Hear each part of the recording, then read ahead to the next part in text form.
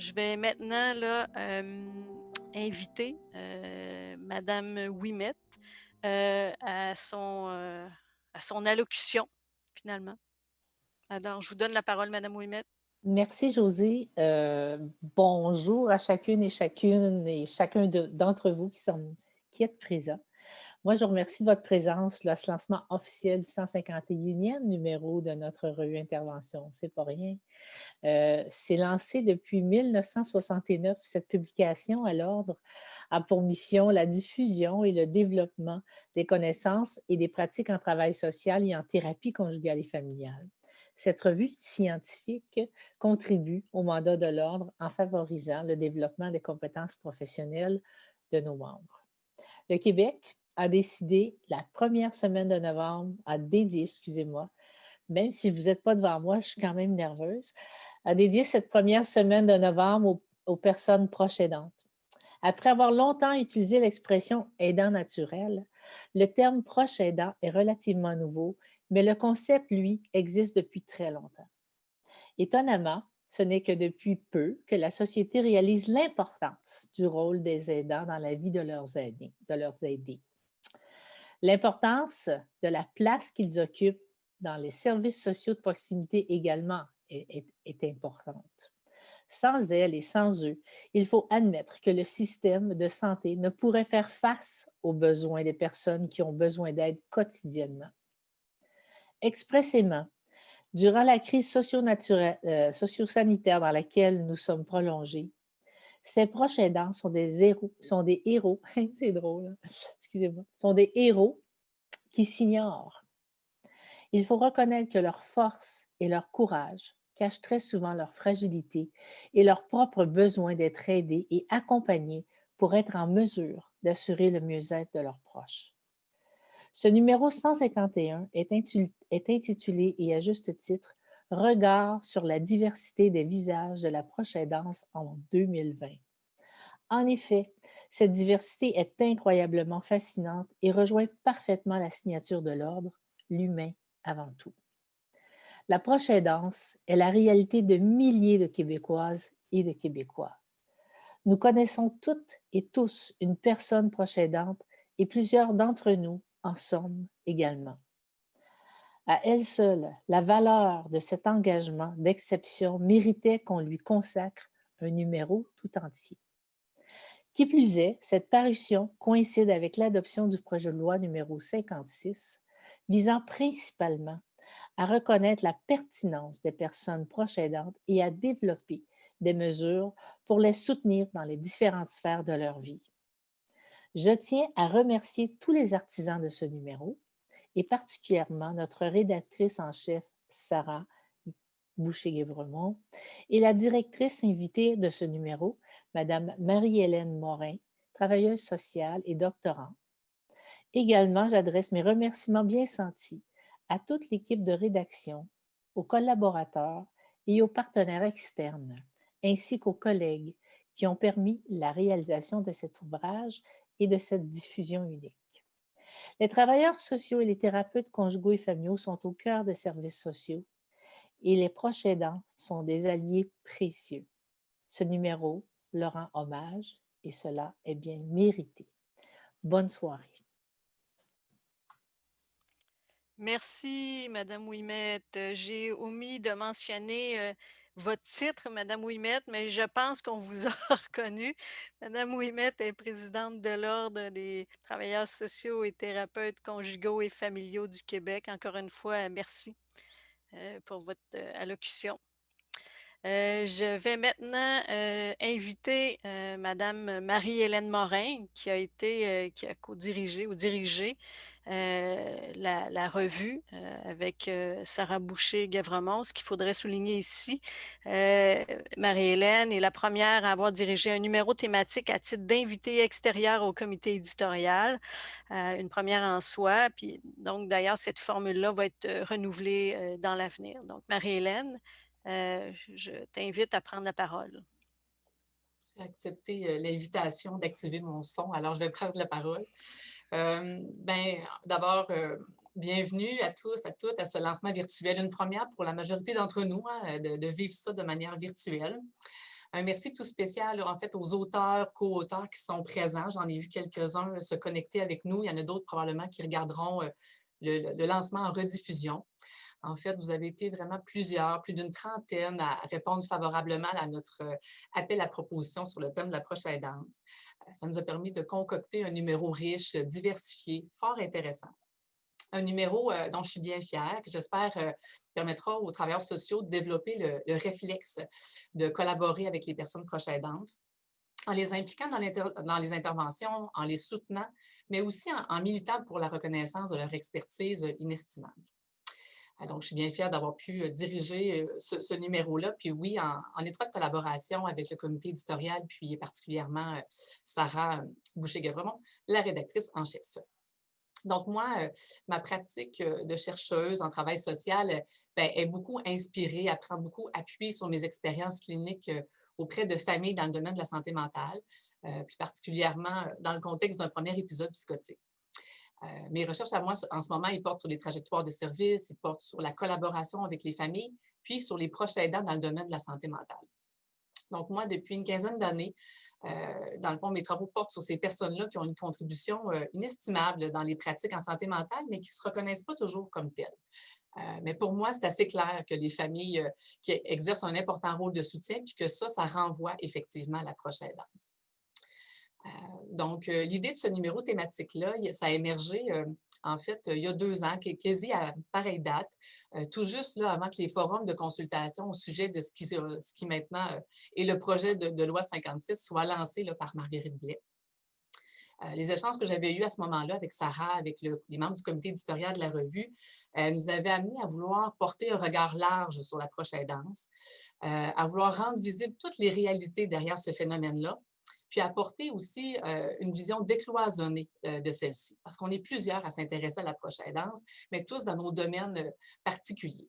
Donc, moi, c'était devenu comme un besoin dans ma pratique de chercheuse de tisser des ponts, de dégager ce qui est commun à toutes les situations de proche aidance, avec un peu l'idée qu'en croisant les savoirs, ben, on pourrait s'assurer que les manières de faire, d'agir auprès des proches aidants soient enrichies. Donc, c'est cette intention-là qui a été, je dirais, la bougie d'allumage, puis c'est à partir de là qu'est née l'idée de proposer ce numéro thématique-là. Donc, le numéro qu'on lance ce soir, c'est un numéro qui compte une quinzaine de textes. On les a regroupés en posant différents types de regards. Donc, le premier regard qu'on pose, c'est celui de la recherche qui nous aide à mieux comprendre le phénomène de l'approche aidance. Pour ensuite se pencher sur le regard qui est tiré de la pratique de travailleuse sociale notamment, pour mieux comprendre l'expérience de proche aidant, pour ensuite se diriger plus vers un regard analytique sur des réalités plus spécifiques, voire même méconnues, puis qui font désormais là, partie du paysage de l'approche aidance. Au moment où on a démarré ce projet-là, je pense qu'on ne pouvait pas anticiper ou même savoir que l'approche aidance serait à ce point à la une. Oui, dans le contexte de l'adoption du projet de loi, mais aussi davantage visible, là, encore plus visible dans le contexte de la pandémie de COVID-19. Être un proche aidant ou un organisme ou une travailleuse sociale qui soutient les proches aidants en temps de COVID aurait pu effectivement faire l'objet d'un numéro en soi. C'est pas ça qu'on a fait ici, mais je pense que ça nous rappelle, ou en tout cas toute la pertinence dans le contexte actuel de reconnaître l'apport des personnes proches aidantes, leur apport, mais aussi leur zone de fragilité, de vulnérabilité, d'être encore plus à l'écoute de leurs besoins, puis de penser d'apporter une réponse là, qui va leur permettre de continuer à exercer leur rôle, mais sans s'épuiser ou se fragiliser davantage. Donc, j'espère que ce numéro-là et puis le lancement qu'on en fait ce soir, ça va contribuer à mettre le travail des proches aidants puis de ceux qui les soutiennent en lumière pour que enfin leur visage, la diversité de leur visage puis de leurs paroles soit bel et bien entendue. Donc, ce qu'on vous propose au menu, le petit déroulement du lancement ce soir, ça va se faire comme en 3 temps. On vous propose d'abord d'écouter, dans le fond, nos 3 invités incontournables dans le paysage de l'approche aidance qui vont nous faire une petite allocution dans le contexte du lancement du numéro. On vous propose ensuite la présentation de vidéos, d'un montage vidéo qui a été fait à partir de la parole et des visages de personnes proches aidantes et d'intervenantes. Puis, on va se garder du temps également pour une période d'échange avec vous. Donc, ben, voilà, merci d'être là. Merci de croire en la cause, j'ai le goût de dire. Merci encore là, aux auteurs, co-auteurs et même collaborateurs là, à ce numéro-là. Merci au comité éditorial d'avoir embarqué dans cette aventure-là, finalement, une belle aventure. Puis merci encore une fois à Sarah pour son engagement dans le projet. Puis un tout dernier merci à la direction des communications de l'Ordre qui nous a bien soutenus dans la préparation là, du lancement de ce soir. Donc, profitez-en bien, puis bonne lecture du numéro. Merci, Marie-Hélène. Nous sommes maintenant à la partie là, de nos invités, donc à leur allocution. Marie-Hélène l'a bien mentionné, là, on a 3 invités de marque, des femmes qui ont œuvré ou qui œuvrent dans le domaine de la proche aidance. Donc, je vous les présente. Donc, Madame Mélanie Péroux, Nancy Gouberman et Madame Sophie Étier. Donc, je vais laisser la parole à Madame Péroux, mais en premier lieu, là, je vais la présenter. Alors, Madame Péroux, qui est directrice générale du regroupement des aidants naturels du Québec. Madame Péroux, la directrice générale du regroupement des aidants naturels du Québec, la seule organisation agissant au niveau provincial qui vise l'amélioration de la qualité de vie que de toutes les personnes proches aidantes. Madame Péroux travaille avec des décideurs politiques, des médias, afin de faire connaître le rôle, l'épuisement et l'appauvrissement des personnes proches aidantes. Auparavant, elle a dirigé plusieurs projets de recherche concernant l'organisation du système de santé, les rôles et les collaborations interprofessionnelles au Québec à titre de coordonnatrice de la chaire de recherche politique, connaissances et santé à l'Université de Montréal. Madame Péroux, je vous laisse la parole. Vous avez 10 minutes pour votre allocution. On n'est pas trop sévère quand même. Non, j'avoue, hein, j'étais partie sur 5, fait que j'allais starter l'accélérateur, mais, mais tout d'abord, merci de l'invitation. Je pense que la luminosité fait qu'on ne voit pas que je suis toute rouge d'avoir entendu parler de moi comme ça, mais ça me fait bien plaisir parce que Marie-Hélène m'avait sollicité pour écrire dans la revue, mais je suis partie en mission parentale, fait que je n'ai pas eu cette opportunité-là, fait qu'à quelque part, je me rattrape. Et comme le présentait José, nous, au RANC, on est un organisme d'organismes. Donc, on a 104 organismes qui donnent des services aux personnes proches aidantes directement. Et nous, on a plus l'aspect défense des droits, intervention, sensibilisation dans les médias. Et ce soir, je voulais un peu vous présenter ce qui concernait le projet de loi 56 autour de la définition des personnes proches aidantes. Pour nous, c'est un travail là, qui date d'il y a longtemps et on se retrouve avec un peu une question toujours de oui, à quel point c'est primordial d'avoir une définition, à quel point elle doit être longue, elle doit être courte, qu'est-ce qu'on doit mettre dedans. Ça a vraiment été des débats depuis longtemps chez nous et ensuite lors de la rédaction du projet de loi 56. En fait, au RANC, en 2018, on a sorti une stratégie nationale qui visait justement à dire quels seraient les 5 piliers sur lesquels devrait s'appuyer une une politique nationale de soutien aux personnes proches aidants. Et dans cette stratégie nationale-là, on avait passé beaucoup de temps à déterminer quelle serait une définition des personnes proches aidantes. On était 9 membres autour de la table à débattre de ça. Finalement, on en était arrivé à un consensus. On a baladé cette définition-là pendant 2 ans par après, que ce soit auprès des proches aidants, auprès de décideurs politiques, auprès d'organismes. Et ça a vraiment permis de la bonifier. Et donc, au moment du projet de loi 56, on se disait, bon, globalement, on est prêt, mais on a encore fait un tour de roue où on est allé à la fois consulter plus d'une trentaine de nos membres et 150 personnes proches aidantes, de tout type de proches aidance, que ce soit proches aidants d'aînés, d'enfants. Vraiment, là, on a visé le plus large possible. Donc, de tout ça, il est ressorti différents paramètres que j'avais envie de vous partager aujourd'hui. Certains sont dans la loi, sont dans la définition qui est dans la loi, d'autres sont sous-entendus, d'autres sont moins présents. Et je pense que c'est important parce qu'ils ont réellement pour nous, ils font une différence dans la pratique et dans la considération qu'on a des proches aidants et dans la considération qu'ils ont d'eux-mêmes en fait. Donc la première chose qui nous est apparue flagrante, surtout quand on a consulté les personnes proches aidantes elles-mêmes, c'était moi, une définition qui ne tient pas compte des répercussions que la proche aidance a sur moi, ça me parle pas vraiment, du coup, je ne me reconnais pas. Oui, la liste des tâches de ce que je fais, mais ces tâches-là, quelque part, en tant que maman, en tant que frère, sœur, je l'ai fait de toute façon. Fait que ce qui fait une différence, c'est vraiment que ça a un impact plus grand. Donc, on voulait vraiment mettre ça de l'avant dans la définition, ce qui a été accepté par la ministre Blais dans les amendements du projet de loi. La deuxième chose, c'est qu'on voulait parler de pas seulement des soins de santé, des actes techniques que peuvent réaliser les personnes proches aidantes. Et la pandémie nous a donné raison sur cette revendication qu'on avait, puisque dans le fond, on l'a vu hein, pour les proches aidants, surtout ceux qui s'occupaient d'une personne qui était confiée en hébergement de soins de longue durée. Eh bien, il y avait tout l'aspect moral, affectif qui était primordial et c'était pas assez valorisé auparavant, c'était pas assez mis de l'avant. Et donc, les gestionnaires d'établissements considéraient pas ces personnes-là comme des personnes proches aidantes et leur ont carrément barré la porte là, quand ils ont eu la possibilité de revenir. Ça aussi, ça a été pris en compte avant même que nous, on l'amène d'ailleurs dans la loi 56, fait qu'on en était très contents. La troisième chose, puis c'est quelque chose là qui est basé plus sur une intervention pour laquelle on a été sollicité lors d'un procès tristement connu là, des dernières années. Ça a été issu de ce procès-là, on a réalisé que dans le fond, il y avait tout un aspect du pourquoi les personnes devenaient proches aidantes. Alors, on peut nous dire que souvent, elles n'ont pas le choix, mais il y a quand même, quand elles le font, il y a un objectif, il y a des objectifs en arrière. Nous, on en a comptabilisé 3. Le premier objectif, c'est viser le rétablissement de la personne qu'on aide quand c'est possible. Le deuxième objectif, c'était le maintien ou l'amélioration de la qualité de vie de ces personnes-là.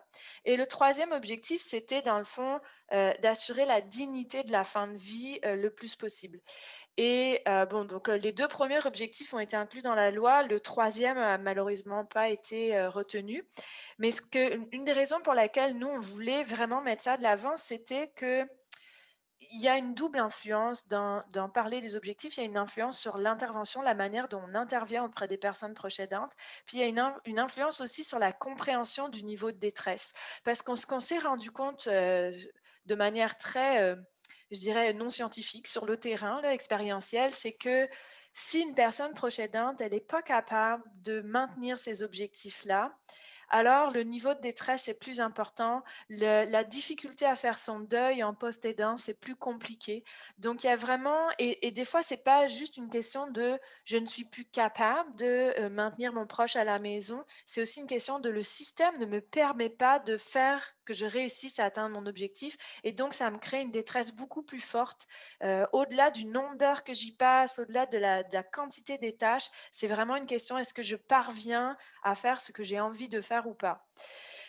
Et au niveau de l'intervention, ben, c'est aussi pouvoir parler de ces objectifs-là avec la personne et de peut-être l'amener à réaliser qu'ils sont irréalistes dans la situation actuelle et donc les réviser avec elle, l'accompagner dans ces démarches. Les 3 autres grands points, nous, c'était parler d'un choix libre, éclairé, révocable. Je sais que le choix révocable d'être proche aidant fait un peu comme l'effet d'un pavé dans la mare. C'est pas toujours bien vu. Nous, ce qu'on veut, c'est peut-être d'une manière un peu provocante, amener les personnes proches aidantes, les professionnels qui les accompagnent à réfléchir à l'ampleur de cette tâche-là, à réfléchir de est-ce que c'est normal d'avoir autant de responsabilités, autant de tâches à réaliser.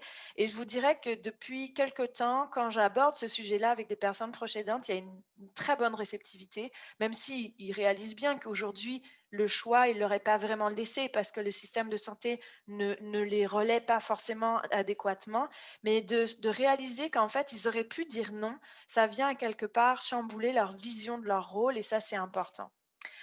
Le cinquième élément, c'était vraiment que c'est un rôle additionnel. Ça, on le voit beaucoup chez les proches aidants, parents d'enfants en situation de handicap qui revendiquent l'idée qu'ils sont parents d'abord. Et nous, on leur dit, ben, l'un n'empêche pas l'autre. Et c'est vraiment important parce que si vous vous considérez seulement comme parent, vous n'allez pas aller chercher le soutien dont vous avez besoin alors que le rôle que vous tenez est beaucoup plus vaste qu'un rôle de parent, là. Moi, je suis parent, je mets pas des cathéters à mes enfants tous les matins. Fait que il y a vraiment ce rôle additionnel qui va permettre aussi de parler de la conciliation proche aidance-travail, parce que dans le fond, ben, on est aussi professionnel dans 57% des cas.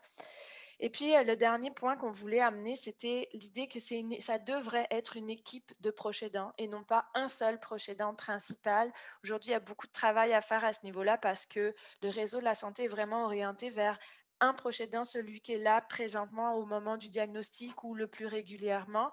Et c'est plus difficile d'inclure les autres, d'amener la famille et l'entourage à participer, à se former, pour justement permettre de dispatcher les tâches et de favoriser un répit aussi de l'entourage, qui ne soit pas seulement le répit du réseau de la santé parce qu'il a des difficultés à le rendre. Et donc, pour nous, ça prend aussi de former, d'informer cet entourage-là pour qu'il puisse prendre le relais quand c'est nécessaire. Fait que ça, c'était tout l'aspect définition. Puis dans le fond, nous, ce qu'on disait, c'est que la définition, éventuellement, va permettre le soutien des personnes, mais entre-temps, il y a deux facteurs, il y a l'auto-reconnaissance puis le référencement.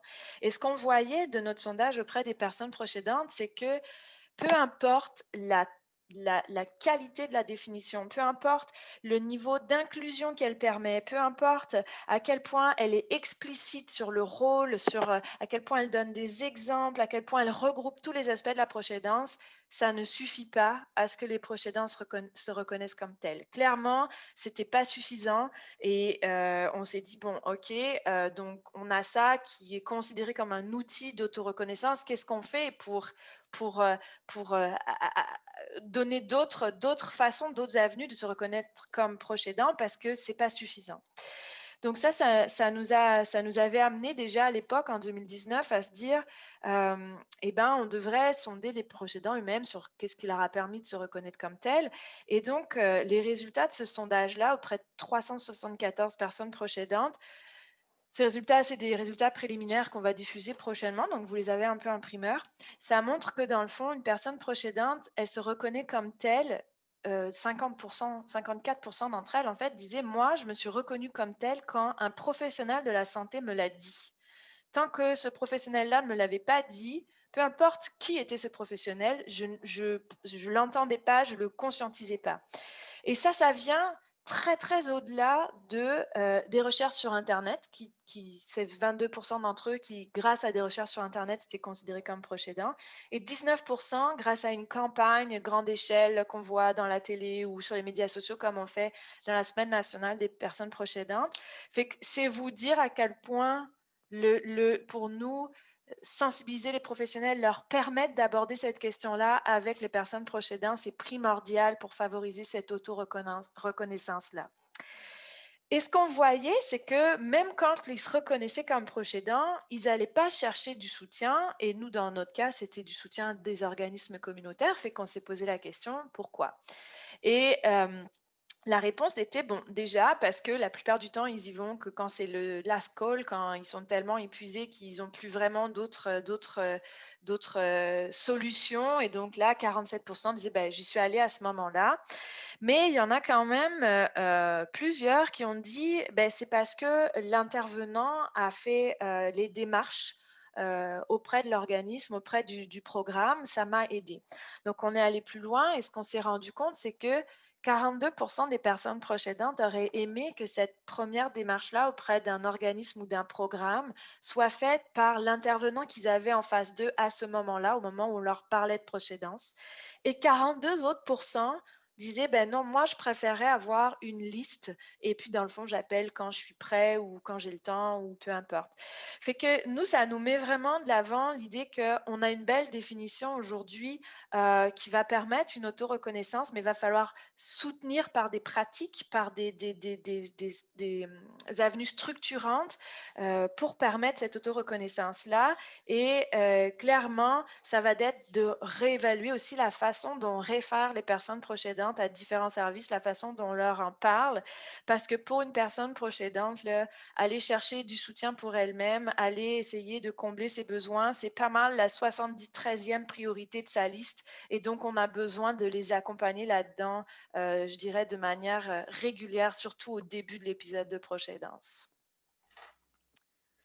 Merci beaucoup, Madame Perroux. Vous êtes dans les temps. Avec un sujet si vaste, c'est vraiment, ça a été un défi, j'imagine. Merci. Je laisserai la parole maintenant à Madame Gouberman. En fait, je vais présenter Madame Gouberman, là, mais je pense que Mme Gouberman n'a pas besoin de présentation, mais je vais le faire quand même. Mme Gouberman est professeure retraitée, militante active. Elle a été professeure titulaire de travail social à l'Université du Québec à Montréal. Pendant plus de 30 ans, ses recherches portaient sur la problématique de l'aidance et les pratiques et politiques de maintien dans la communauté, notamment les enjeux pour les proches. Avec des collègues, elle a développé des outils d'évaluation des proches aidants. Madame Gouberman a aussi été active au sein de groupes de défense de droits des proches aidants. Donc, Madame Gouberman, je vous laisse la parole. Merci beaucoup. Merci beaucoup aux organisatrices d'avoir pensé à moi parce qu'après 30 ans, je crois que je commencerai à doter pas mal. Mais je vais quand même revenir sur des thèmes qui me sont chers et les répéter un peu. Donc, 30 ans. C'est sûr qu'il y a eu des avances depuis 30 ans que je regarde cette problématique, notamment avec la loi 56, mais aussi en regardant la revue, comme Marie-Hélène a indiqué, le proche aidance n'est plus restreint aux personnes qui prennent soin des personnes âgées ou en santé mentale, mais maintenant, on a une compréhension de la diversité de la proche aidance et ça, c'est un gain important. Aussi, dans la revue, on voit la volonté des travailleurs sociaux, travailleuses sociales de répondre aux besoins des proches aidants avec des projets pilotes qui sont dans la revue, avec des analyses qu'on essaie de rendre plus fins, plus appropriées pour nourrir l'intervention. Donc, oui, il y a eu des avances. Mais je dois dire que malgré ces avances, je reste profondément sceptique sur la possibilité qu'on va s'adresser finalement aux véritables enjeux de l'aidance. Parce que pour moi, l'enjeu n'est pas d'améliorer ou augmenter les services de soutien aux proches aidants. Pour moi, l'enjeu central, c'est la répartition, le partage des responsabilités pour les personnes aux prises avec des faiblesses, avec des incapacités, le partage de ce travail entre la collectivité et les proches aidants et la collectivité représentée par l'État. Donc, pour moi, c'est ça l'enjeu central auquel il faut s'adresser. On peut dire, ah, mais l'État vient de promulguer une loi, la loi 56, c'est quand même extraordinaire. Oui, c'est beau, mais pour le moment, c'est des mots sur papier. C'est pas autre chose. Avant qu'on ait le plan d'action et surtout avant qu'on voit l'attribution des budgets qui vont suivre le plan d'action, pour moi, ce sont des beaux mots sur papier. Mais quand même dans ces mots, et Mélanie l'a souligné, il y a quelques mots importants, dont notamment le principe de respecter les volontés et les capacités des personnes proches aidantes quant à la nature et l'ampleur de leur engagement. C'est central. Pour moi, c'est ça qui est l'enjeu principal. Mais ces mots-là, ce n'est pas la première fois qu'on les voit dans une politique. Des mots très semblables ont déjà été inscrits dans la politique de soutien à domicile de 2003, il y a 17 ans. Et on sait qu'est-ce qui est arrivé depuis. Ils sont restés des lettres mortes, des mots vides. Par exemple, si on regarde au niveau de soutien à domicile, entre 2000 et aujourd'hui, donc depuis 20 ans, il y a une augmentation des personnes de 85 ans et plus de 75 000 à 400 000, dont 85% ont des incapacités, sont en situation de handicap ou en situation de perte. Or, depuis 8 ans, on a eu moins de bénéficiaires en soutien à domicile aujourd'hui qu'on avait il y a 8 ans. Le Québec est parmi les pays de l'OCDE, le pays qui investit le moins en soutien à domicile. Donc, et c'est la même chose, là je parle de vieillissement, mais c'est la même chose en santé mentale, c'est la même chose auprès des personnes de la neurodiversité, c'est la même chose les enfants avec des besoins spéciaux. Il n'y a pas eu des investissements. Et devant le non-investissement, quel choix ont les proches aidants? Ils sont obligés, ils ne peuvent pas mettre leurs limites à leur engagement, ils ne peuvent pas parler de la nature de l'engagement qu'ils veulent mettre parce que ils sont devant pas d'alternative accessible et disponible. Donc, devant les lacunes des services, on ramasse, c'est tout.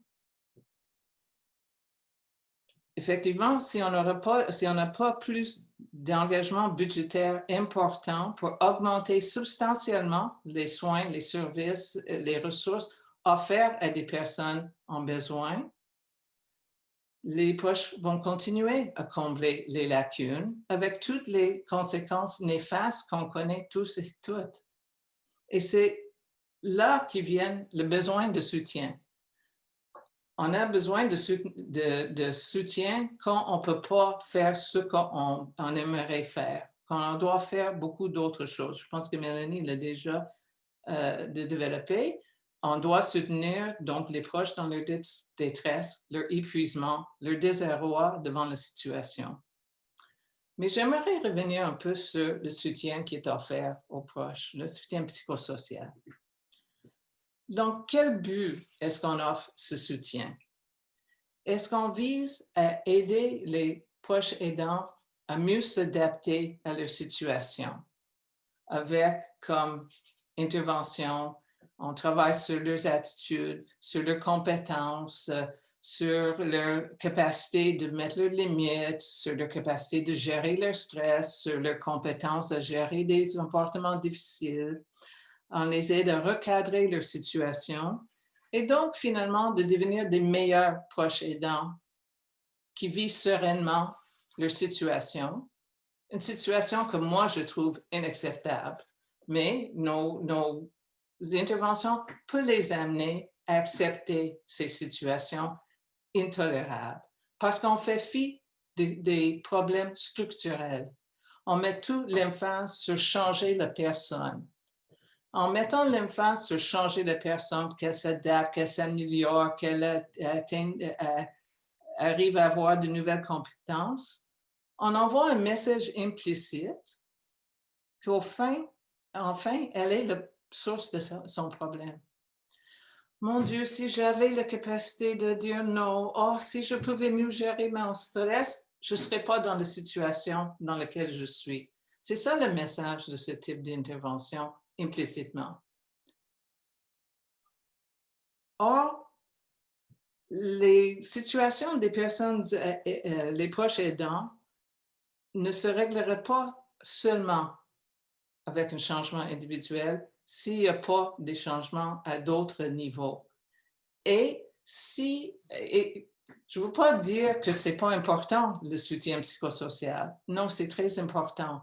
Mais je pense que ce soutien doit être situé par rapport à ses limites et de nommer que même si la personne arrive à vivre plus sereinement, ça ne réglerait pas la situation de fond qui est un problème structurel. Et si on ne fait pas ça, on met le blâme sur les aidants, les proches aidants eux-mêmes et elles-mêmes pour ne pas être à l'auteur de ce que notre intervention vise. Donc, pour moi, le rôle des travailleurs sociaux, des travailleuses sociales doit aller au-delà de l'intervention psychosociale. On a d'autres rôles qu'on nous apprend à l'école, en tout cas que j'essaie d'enseigner à l'université, et notamment le rôle de défense de droit. Et ça peut être simplement de accompagner les proches aidants, par exemple, à faire des plaintes. Envoyer des plaintes dans les différents réseaux de santé et services sociaux pour décrier la situation. Ça peut être ça. Je sais que la situation actuelle dans les réseaux de santé et services sociaux et dans les organisations communautaires n'est pas facile. et que nos marges de manœuvre sont limitées de ce qu'on peut faire.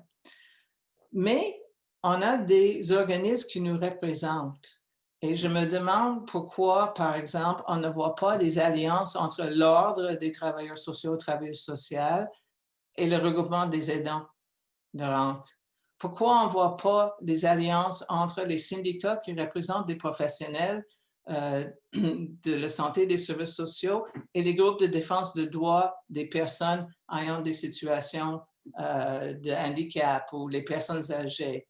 Parce que pour moi, si on veut vraiment soutenir les aidants, le chemin passe par là.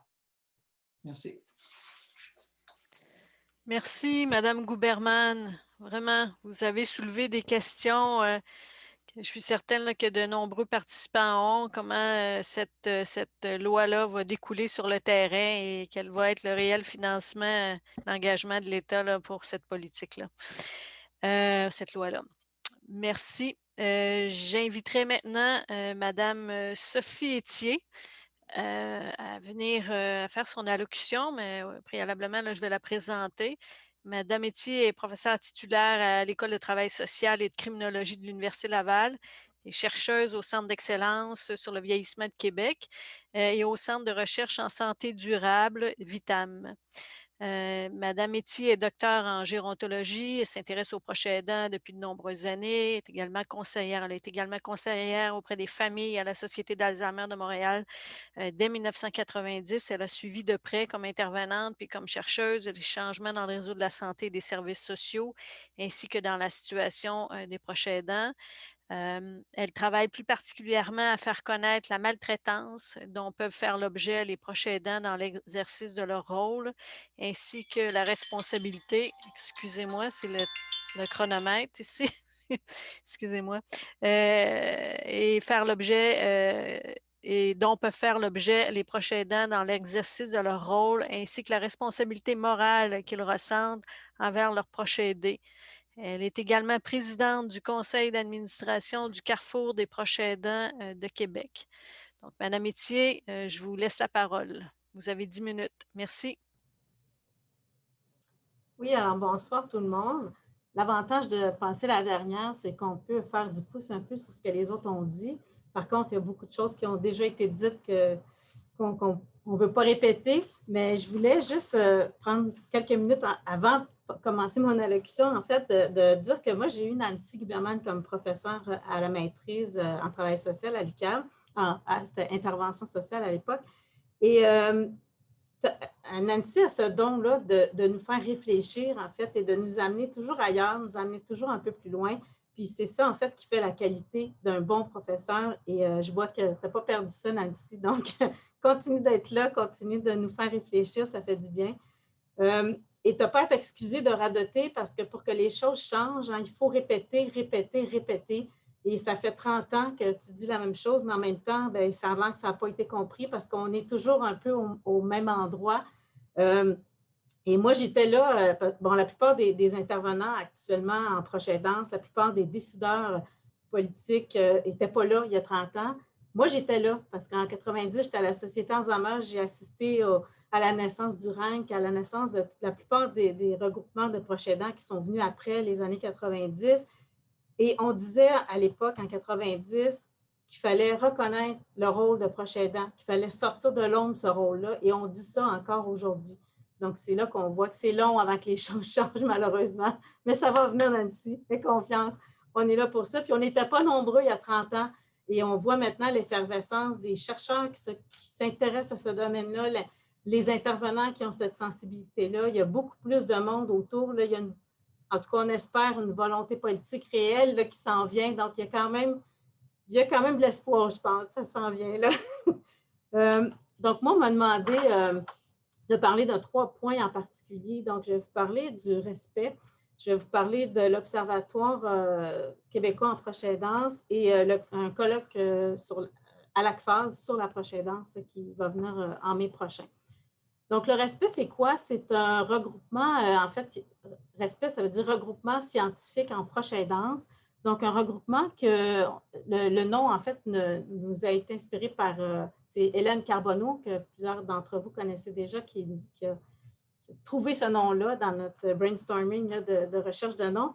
Donc, il était un regroupement qui visait, là, j'avais pensé pendant plusieurs mois là, à trouver une façon de regrouper les chercheurs ensemble parce qu'on était plusieurs à travailler là-dessus, mais chacun de son côté, et on ne se parlait pas tant que ça. Puis je trouve que les données scientifiques, en dépit de toutes les plateformes qu'on a, ça ne circule pas tant que ça, puis on ne sait pas tant que ça ce que nos collègues font en recherche dans le domaine dans lequel on travaille. Donc, je me disais, il faudrait qu'on se retrouve en quelque part. Donc, l'idée est venue, donc en 2018, début 2018, on a fait une première rencontre, on a déterminé les objectifs de ce regroupement-là, qui sont, il y avait 4 objectifs, donc favoriser les échanges sur l'avancée des connaissances dans le domaine, sensibiliser la population et les décideurs aux enjeux de la proche aidance, permettre l'établissement d'une plateforme de discussion, puis éventuellement d'un engagement des membres là, au plan politique pour se prononcer sur des choses qui arrivent en lien avec les proches aidants, puis qu'il n'y a pas d'écho, il n'y a pas rien qui se dit après, et donner une voix aux données puis aux débats scientifiques dans le domaine de la proche aidance. Donc, ça, c'était nos objectifs de départ en février 2018. On s'est revu après, en septembre 2018. C'est là qu'on a on a trouvé le nom du regroupement et on a planifié une première activité.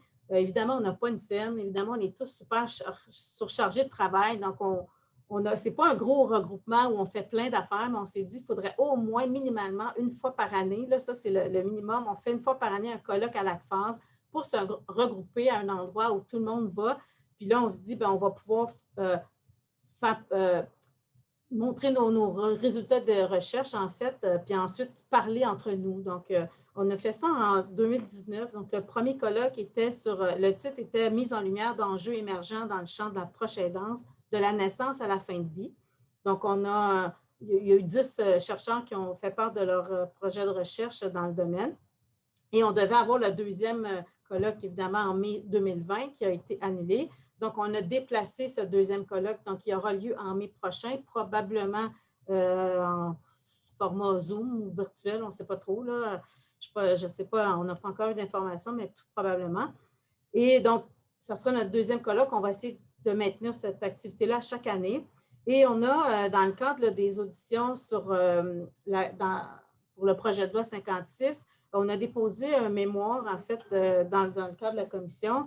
Et plusieurs chercheurs, membres du regroupement, en fait, ont signé le mémoire. Et j'ai été en audition aussi pour présenter un point de vue plus de chercheurs là, dans ce débat-là.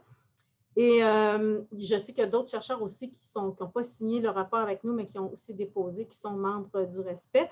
Et en fait, on a actuellement là, une quarantaine de membres du respect et on a une vingtaine de personnes qui n'ont pas répondu, qu'on est toujours en attente s'ils veulent adhérer ou pas. Donc, il y a quand même près de 70 chercheurs qui travaillent de près ou de loin en proche aidance. Il y en a pour qui c'est le champ d'action principal, d'autres, c'est plus secondaire, mais presque 70 qui travaillent dans ce domaine-là.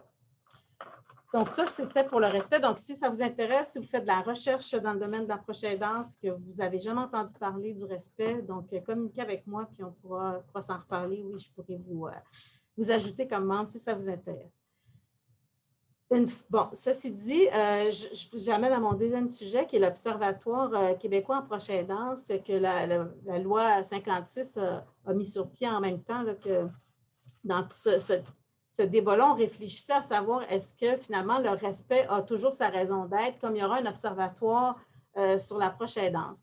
Donc, on ne sait pas trop encore c'est quoi le mandat exact de cet observatoire-là. On a vu dans la loi de comment va être composé cet observatoire, mais on ne sait pas trop encore quel est le mandat. Donc, on reste là en attendant, on va voir là, comment ça va bouger. On a réussi à faire changer certaines choses. Dans le fond, il y avait 11 membres privés à l'Observatoire. Ça a été augmenté à 13 membres parce qu'on ajoute des proches aidants, on a ajouté des organismes en proche aidance. Les mandats des gens vont être 5 ans au lieu de 3 ans. Donc, on a réussi à faire avancer des choses. Moi, j'avais espéré qu'on puisse avoir 6 chercheurs sur cet observatoire-là. C'est un observatoire donc, qui s'intéresse là, à la recherche, notamment. Donc, c'est important pour moi qu'il y ait des chercheurs qui soient en plus grand nombre. Et finalement, ça n'a pas passé. Donc, on est toujours 4 chercheurs à l'Observatoire. Donc, on verra quels seront les chercheurs qui seront là. J'avais demandé aussi que les chercheurs soient, qu'on puisse représenter toutes les réalités de chercheurs en proche aidance, parce qu'on sait qu'il y en a en milieu rural, en milieu urbain. On ne veut pas que ce soit juste des chercheurs de Montréal ou de Québec. Il faut qu'on aille chercher des chercheurs à l'extérieur des grands centres.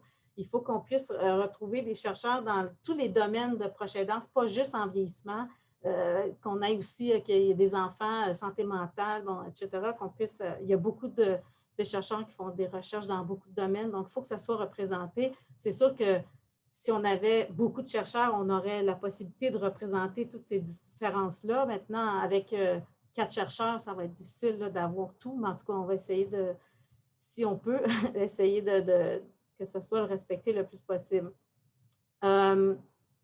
Ensuite, bon, j'espérais aussi que les membres de l'Observatoire, les chercheurs, soient recrutés à partir de la liste des membres du respect. Donc, je ne sais pas, ça, c'est sûr que ça ne sera pas écrit dans la loi, mais ça a été entendu, je pense. Et on m'a déjà d'ailleurs contacté pour commencer à éventuellement des réunions avant que la ministre nomme les gens officiellement, qu'on puisse faire un genre de comité qui va être un comité transitoire, là, tout ça. Donc, je vais essayer de repousser là, les mêmes idées que j'avais avancées là, lors de la commission parlementaire pour que le plus de chercheurs possible soient représentés, qu'on ait vraiment une plus grande diversité là, des recherches en proche aidance. Donc, ça, c'est pour l'Observatoire. Donc, on va voir ça de loin, puis on va observer ça, puis on va voir si, en fait, le respect a sa place là-dedans ou si on doit rester en parallèle. Donc, on verra, en fait, quel mandat ça aura l'Observatoire en peut-être se distinguant si on sent qu'il n'y a pas trop de critiques qui se passent justement à l'Observatoire, si c'est trop près des pouvoirs publics puis que ça ne permet pas. Là, en tout cas, on verra. On va regarder ça de près. Et le troisième point que je voulais aborder, c'est justement le colloque de l'ACFAS qu'on a fait il y a 2 ans et celui qu'on va faire le prochain au mois de mai. Donc, c'est le même que l'année passée qui aurait dû avoir lieu, qu'on a déplacé. Donc, ça va s'intituler « L'expérience empirique et scientifique à l'épreuve de la politique, regard croisé sur la proche aidance en 2021 ». Donc, on a pris en fait les mêmes présentations qu'on avait prévues en 2020, qu'on a redéplacées en 2021, mais il y a comme des places qui se sont faites parce que des gens qui ont décliné, étant donné le changement, qui ne peuvent pas être là en mai 2021. Donc, si jamais certains d'entre vous êtes intéressés, vous me ferez savoir. Et on va essayer également, en fait, d'inviter Mme Blais parce que le but de ce colloque, c'était vraiment de confronter la politique avec la pratique. Et on devait faire ça l'année passée. La politique devait sortir l'année passée. Et comme la politique n'était pas sortie, on était presque content que l'ACFAS n'ait pas lieu parce que ça nous permet justement de le refaire cette année avec la politique. Donc, on va avoir plus de choses à dire et on va être capable de plus poser des questions. Donc, on avait invité Mme Blais, donc on va la réinviter en espérant qu'elle sera présente. Et dans le projet de loi, dont la loi qui est adoptée, en fait, elle a mentionné que la politique doit sortir 6 mois après. Donc, on devrait attendre la politique d'ici 6 mois, ce qui fait qu'elle devrait sortir juste avant le colloque. Celle-ci apprend les 6 mois, peut-être qu'elle va sortir avant, mais si jamais ça prenait 6 mois, ça veut dire que ça arriverait juste la fin avril et le colloque va être au début mai. Donc, ça va nous permettre d'avoir vraiment la politique en main au moment où le colloque aura lieu et éventuellement sa présence pour qu'elle vienne nous la présenter et pouvoir répondre à nos questions sur ça. Donc, c'est les 3 points dont je voulais vous parler. Donc, merci d'être là. Merci de croire à la cause des proches aidants. Puis, voilà. Merci de lire la revue. Les articles sont vraiment super intéressants. Donc, ça vaut la peine. Et si, comme moi, vous enseignez dans le domaine, c'est vraiment des articles très pertinents là, pour les étudiants. Donc, voilà. Merci. Merci, Sophie. Merci. De nombreux projets avec des grands défis. Une femme engagée et très optimiste. On en a besoin. Merci. Donc, je remercie nos 3 invités qui nous ont fait part d'un horizon, je dirais, différent avec tous les défis qui nous attendent là, en proche aidance.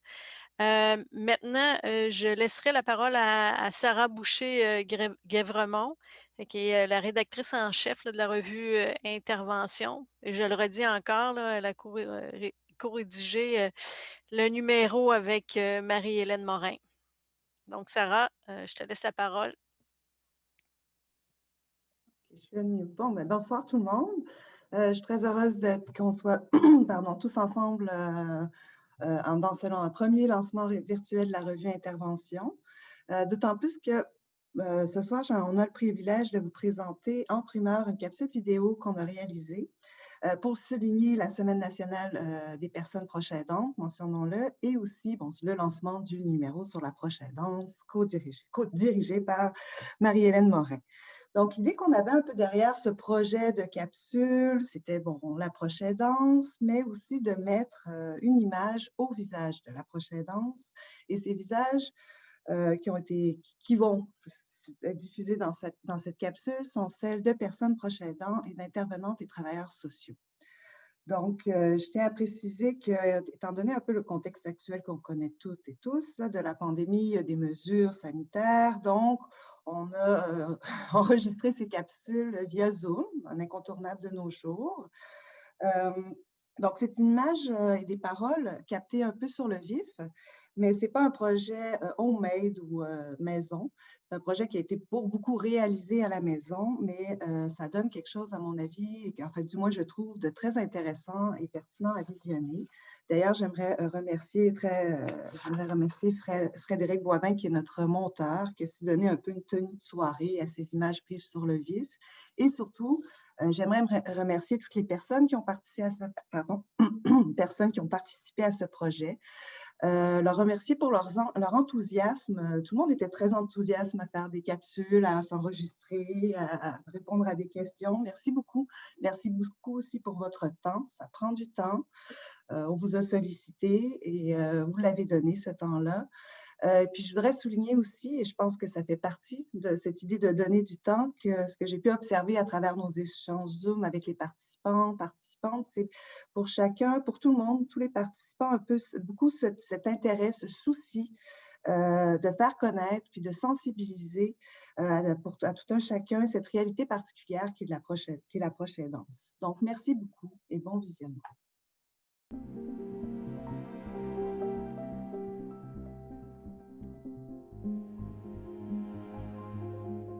Je m'appelle Nathalie Pomerleau. Je suis en double situation de proche aidance avec mon conjoint, Michel, atteint d'un Parkinson et d'une démence à corps de Lewy, et de ma fille, Laurie Maud, qui est TDAH et avec une difficulté visuo-spatiale majeure. Bonjour, moi c'est Marie-Ève Leblanc, je suis directrice générale du Cercle polaire à Québec. On accompagne les membres de l'entourage d'une personne qui vit un problème de santé mentale. Donc, on vient soutenir les proches aidants d'une personne qui vit là, avec des troubles mentaux. On fait ça depuis 30 ans. Alors bonjour, je m'appelle Mireille Clich, je suis travailleuse sociale pour le CIUS de la capitale nationale. Alors concrètement, j'interviens avec les personnes qui ont des atteintes cognitives et bien entendu les proches aidants. Mon nom c'est Mario Demers, j'ai 62 ans et puis ça fait depuis que j'ai l'âge de 16 ou 17 ans que je suis proche aidant. Je suis un proche aidant depuis tout ce temps-là, mais conscient de l'être depuis pas très, très longtemps. Donc, je m'appelle Marion Ono et je suis travailleuse sociale au Phare Enfants et Familles, qui est une maison de soins palliatifs pédiatriques. C'est Marie-Josée Goulet. Je suis travailleuse sociale depuis 1992. Puis, depuis 2014, on a mis une clinique sur pied pour les jeunes qui vivent un premier épisode de psychose. Et dans le fond, c'est moi qui coordonne la clinique et j'ai comme rôle, je suis chef d'équipe aussi. Donc, bonjour, mon nom est Morgane Doireau. Je suis travailleuse sociale au sein de l'organisme communautaire à Québec, le Cercle polaire. Donc, moi, j'interviens auprès de proches aidants qui ont des membres de leur entourage qui ont un trouble de santé mentale qu'il soit diagnostiqué ou non. Mon nom est Nathalie Richard, je suis proche aidante de mon fils, David Cournata, depuis maintenant 13 ans. Donc, mon fils est lourdement handicapé depuis la naissance.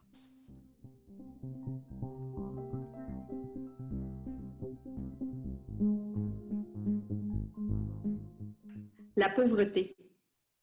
C'est difficile et épuisant. Faire vieillir mon corps prématurément. Avoir rarement eu une nuit de sommeil complète depuis 13 ans. Avoir comme deuxième maison l'hôpital. Le don de soi. Être le dernier sur sa liste de priorités. Avoir un équilibre de vie qui tient par un fil mince. Je pense que pour moi, c'est être en état d'hypervigilance, 24 heures sur 24, 7 jours sur 7. C'est une occasion d'en apprendre plus sur soi, plus sur la vie, évidemment, mais on doit cheminer très rapidement dans une sensation de solitude qui s'explique mal, dans le doute, dans l'instabilité, dans la culpabilité, une étrange sensation de décalage avec le reste du monde. De veiller sur, dans mon cas, c'est mes parents, depuis que je suis jeune adulte. C'est de veiller à les accompagner à leurs rendez-vous médicaux ou autres. C'est veiller à ce qu'ils ne manquent de rien, dans le fond. C'est à les protéger face à des situations parfois difficiles à gérer. On a beaucoup, je pense, un rôle de défenseur des personnes qu'on aide.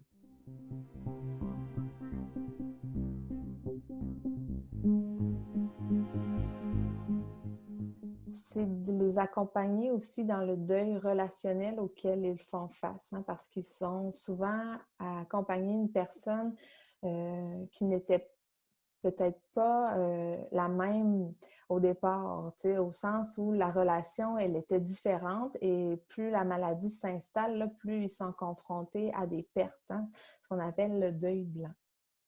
Donc, dans ma pratique, accompagner les proches aidants, c'est d'être à l'écoute de leurs besoins. C'est aussi de les accueillir d'une manière inconditionnelle dans nos bureaux, de leur offrir un endroit sécuritaire où ils peuvent justement parler de tout ce qu'ils vivent avec leurs proches. Puis c'est un endroit où il n'y a pas de jugement, où le respect est vraiment mis en avant et où l'objectif, c'est aussi de les outiller pour répondre à leurs besoins, puis pour arriver à un mieux-être personnel. C'est accompagner les familles tout au long de la trajectoire de la maladie de leur enfant, jusqu'à la fin de vie et pour le suivi de deuil. Et c'est aussi pouvoir prévenir, soutenir et accompagner les familles dans toutes les situations et difficultés vécues tout au long de la maladie de leur enfant, que ce soit de l'épuisement, du stress dans leur vécu émotif, mais aussi du stress physique, du stress financier, logistique et de l'isolement social. Puis c'est aussi les accompagner dans les difficultés de couple qui peuvent être vécues dans l'adaptation de la maladie. Puis la maladie, elle est exigeante pour tous les membres de la famille et chacun a des impacts différents dans ce qu'ils vivent. Donc, j'accompagne aussi autant les parents, mais que les frères et sœurs, les grands-parents, les oncles, les tantes et les proches significatifs de l'enfant. Et puis, je dirais aussi que c'est avant tout, finalement, c'est de leur permettre à ces proches aidants de reprendre leur rôle de parents avant d'être un infirmier, un physiothérapeute, un ergothérapeute, un médecin.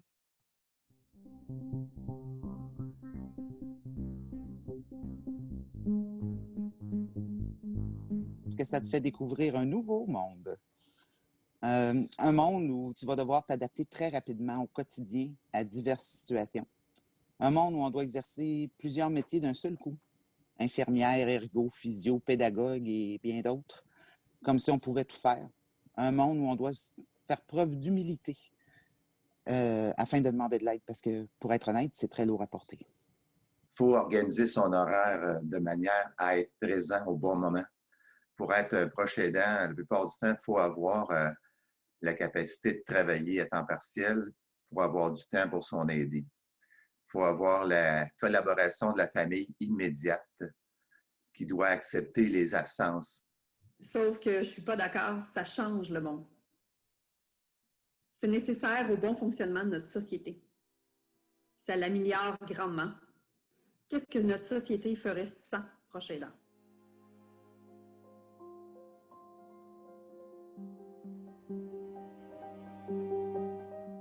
Questions simples et réponses complexes. Je souhaite bien des choses pour les proches aidants, mais on va aller au plus urgent.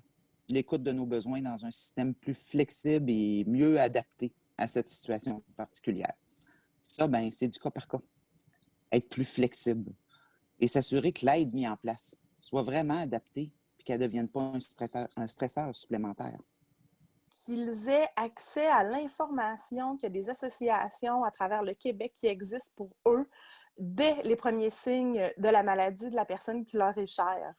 C'est vraiment que dès le départ, on puisse leur offrir un soutien puis un accompagnement. On éviterait vraiment beaucoup de problématiques là, qui arrivent dans nos bureaux parce que l'information est arrivée trop tard. Et d'obtenir la reconnaissance de notre rôle de la part de tous les intervenants, professionnels de la santé et autres. Ça serait qu'il puisse avoir un meilleur équilibre entre les droits de la personne atteinte d'un trouble psychotique, mais tout en tenant compte aussi de l'opinion des proches qui sont témoins et témoins ou des fois qui vivent la crise avec la personne en détresse. Fait que moi, ce que je souhaiterais pour ces gens-là, ça serait qu'il y ait plus de reconnaissance par rapport à leur opinion. Un soutien financier adéquat, sans toujours devoir les quémander et se justifier. Que le Québec se dote d'une loi protégeant les proches aidants pour la conciliation travail-famille. Qu'elles aient des soins de santé ou de services sociaux de qualité pour elles-mêmes, rapidement et efficacement. Qu'elles se sentent moins seules. Qu'elles n'aient pas à faire le choix déchirant de laisser un emploi ou des études qu'elles aiment grâce à des soins à domicile reçus en quantité et en qualité suffisante pour la personne aidée. Qu'elles aient plus de moments de ressourcement et de répit. Que la société puisse davantage reconnaître le travail des proches aidants comme un statut social, vraiment comme celui du rôle de parents et de grands-parents. Et qu'ils soient davantage reconnus comme étant des partenaires de soins, qu'on les implique dans la prise de décision.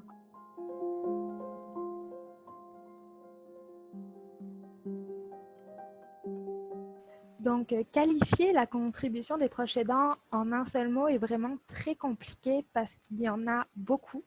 Celui que j'ai envie de retenir, c'est incroyable. C'est incroyable. Ça demande beaucoup, beaucoup, beaucoup, beaucoup. C'est difficile, c'est à la fois un rôle essentiel, c'est à la fois incommensurable, ça apporte beaucoup de souffrance, mais ça apporte aussi énormément de bonheur. Donc, je trouve ça juste incroyable. Elle est inestimable. Je dirais que les proches aidants, c'est un facteur primordial dans le rétablissement de la personne atteinte d'un trouble psychotique. Là. On peut pas travailler avec un jeune sans la présence des proches. On a besoin d'eux. Puis on a besoin de travailler ensemble. C'est le soutien. C'est vraiment le soutien, l'accompagnement dans le rétablissement. Une contribution qui est essentielle.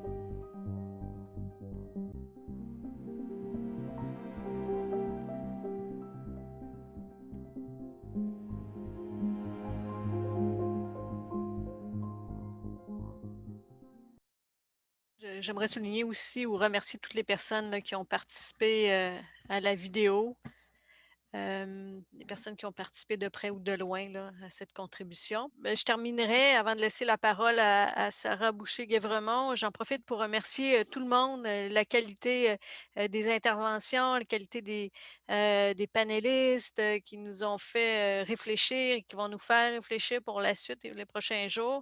Je tiens à remercier également Marie-Hélène, également tout le monde finalement de l'ordre ici, des communications.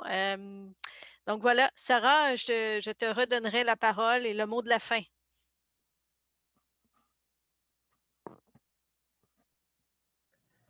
Pour le mot de la fin, je vais y aller aussi avec des remerciements parce qu'il y a plusieurs personnes derrière tout ce numéro et ce lancement. Donc, merci à nos invités d'abord. Merci à Guylaine Ouimet, Mélanie Perrault, Nancy Gouberman, Sophie Etier. Merci à tous les participants d'avoir répondu. Merci ici d'être présents, d'avoir répondu à l'invitation. On est content d'être avec vous, d'être ensemble en virtuel. J'aimerais aussi prendre le temps de remercier les auteurs. Ça a été fait, mais les auteurs du numéro. Parce que pour qu'un numéro soit publié, ça prend des auteurs, ça prend des textes, qu'ils soient chercheurs, intervenants, travailleurs sociaux, étudiants d'ici ou d'ailleurs. Ça prend des auteurs qui s'intéressent à une thématique. Merci de votre contribution. Qu'à travers vos résultats de recherche, des récits pratiques, il y en a plusieurs dans ce numéro. On est très contente. D'analyse critique aussi, ces contributions participent sans aucun doute au développement des connaissances en travail social, ainsi qu'à faire connaître la profession et les pratiques d'intervention des travailleurs sociaux, tant dans le milieu institutionnel que communautaire. Aussi, je tiens à mentionner que tout au long de la production du numéro, ce que j'ai pu apercevoir aussi avec Marie-Hélène, à travers les échanges avec les auteurs, mais aussi à travers la lecture des articles, c'est que l'engagement de la part des auteurs envers la thématique de la prochaine danse et ses liens aussi avec le travail social. Et ce vif engagement, pour moi, participe, si je pourrais dire, au succès d'un numéro, car le gage de succès d'un numéro, c'est, oui, qu'il soit lu, évidemment, par tous les professionnels, par les chercheurs, par les étudiants, par tout le monde, qu'il soit rigoureux, mais je pense aussi qu'un bon numéro, c'est un numéro avec des auteurs engagés. Donc, merci beaucoup pour cette collaboration. Je ne veux pas oublier, et c'est aussi mon rôle, je vais y aller vite, je sais ça tarde, on tarde un peu, les membres du comité éditorial qui me suivent, qui me soutiennent, avec qui on discute, qui prennent des décisions, qui participent à ces numéros, au numéro de la revue, à leur réalisation. Ils sont plus en coulisses, mais merci beaucoup, merci d'être là, merci aussi à José Grenier, qui est notre animatrice de la soirée, qui est présidente du comité éditorial.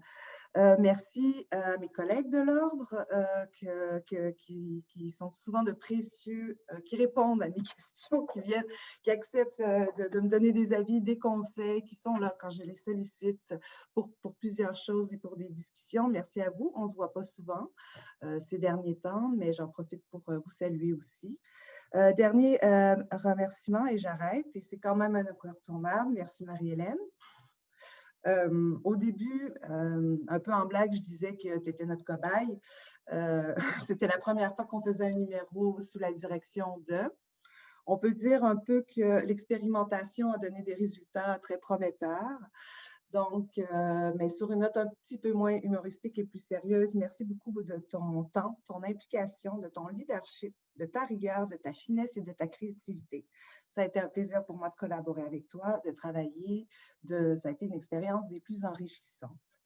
Donc, pour terminer, je vous invite à lire le numéro sur la revue, la page de la revue Intervention. La capsule qu'on a diffusée va être aussi sur le site de la revue. Je voulais préciser aussi pour les membres de l'Ordre des travailleurs sociaux que la rédaction d'un article et sa lecture est reconnue sont des activités reconnues par la formation continue. Des fois, on ne le sait pas, mais c'est important de le préciser quand même.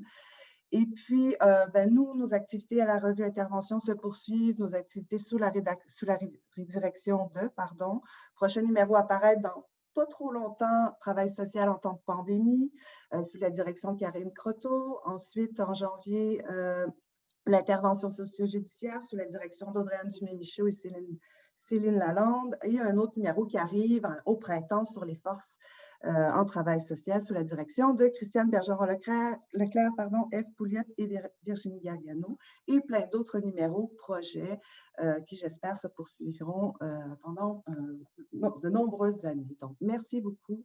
Merci pour cette soirée. Merci de votre présence.